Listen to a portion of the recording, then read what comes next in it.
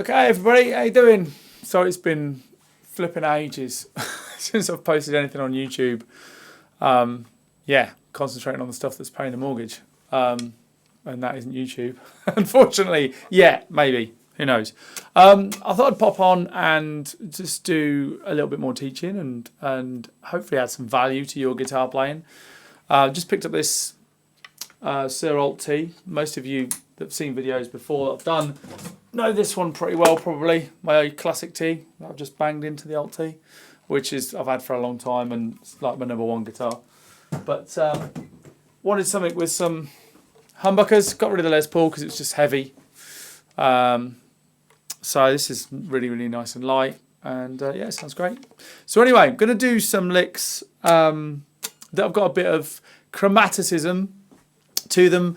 That's going to give you, hopefully, within a minor pentatonic scale that you're familiar with, hopefully give you a little bit of a different flavour and maybe even a little bit of an outside kind of sound in places with some simple kind of moves. Hopefully, that's the plan. So, I'm just going to use A minor pentatonic position 1, right? So, if you don't know that scale, then what are you doing? So, I've got a couple of concepts.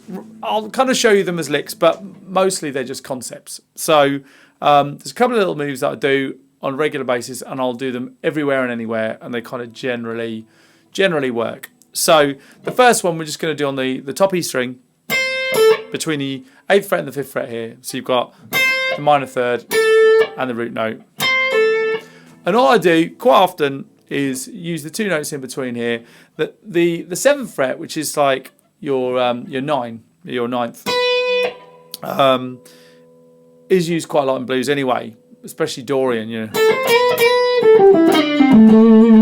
We're going to use sort of the flat 9 there, which sounds awful if you hang around on it on its own.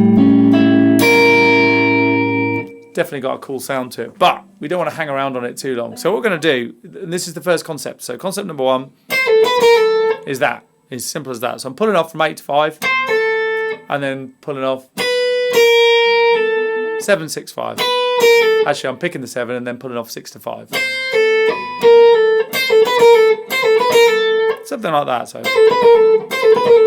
and that's the first kind of concept that I use.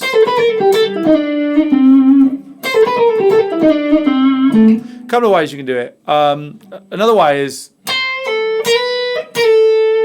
the little slidey thing, and I like the little slidey thing. Slidey things are cool. So I like that kind of phrasing. So I'm sliding from the 6 to 7 there, and then from the 6 to 5 straight after it. So that kind of can work as well, depending on what kind of sound you want. So.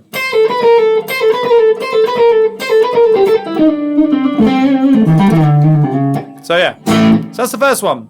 Second concept, I'm going to do this on the B string because that's generally where I do this, and this is between the 8th fret and the 5th fret on the B string within this A minor pentatonic scale. So the 8th fret will be your flat 7, which is a note of G, and the 5th fret will be your 5th, which is an E.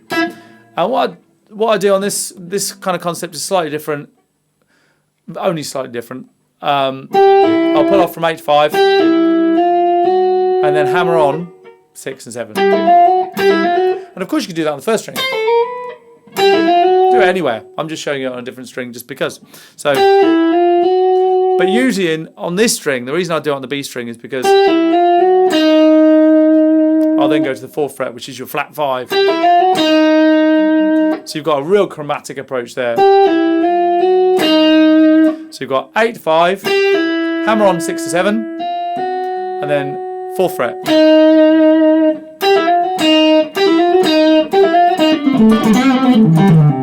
Whatever. And then finish it however you want. So these two I use a lot. You can kind of join them together if I can do that.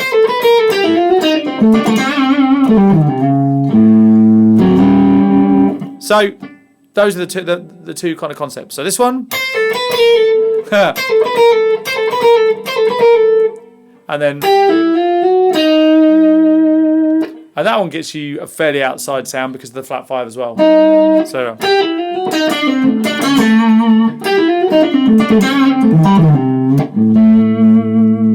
So rather than, a lot of people will approach chromatics kind of like the old finger exercise, whatever. But if you kind of swap them around a little bit, change it up a bit, you can get kind of a chromatic, outside, kind of colourful kind of sound to your pentatonics without working too hard. And you could do these anywhere. You could kind of do you do it on the 3rd string because you'll start on the flat 5 then.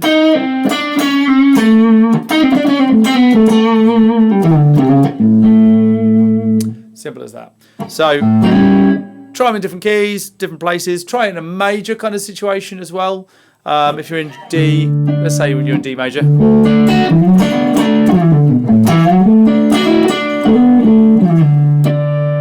You could kind of, it would end up being B minor, but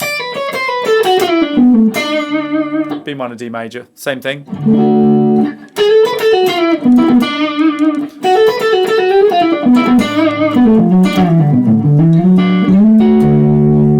So it'll kind of work over a major thing as well, and it will sound. Ooh, camera's wobbling a little bit. I think there's a lorry just driven past. Studio shakes a little bit when the big articulated lorries trundle past. Sorry about that. So shaking all over. So those are the couple of concepts I just wanted to show you today, just to kind of inject a little bit of colour and a little bit of something different, hopefully, into your playing, and with any luck, give you something to go and to play around with, and to just hopefully open a door for you. That's why when someone first showed me this years and years and years ago, it kind of opened a door for me to think, oh, I can use those notes as long as I don't hang around on them too much. It'll work. So anyway. Thanks for checking this real short video out. Hopefully get some more posted soon. And any questions you got, chuck them in the comments below. I'll read all the comments. So cheers for watching this. Thanks for hanging out. Catch you soon.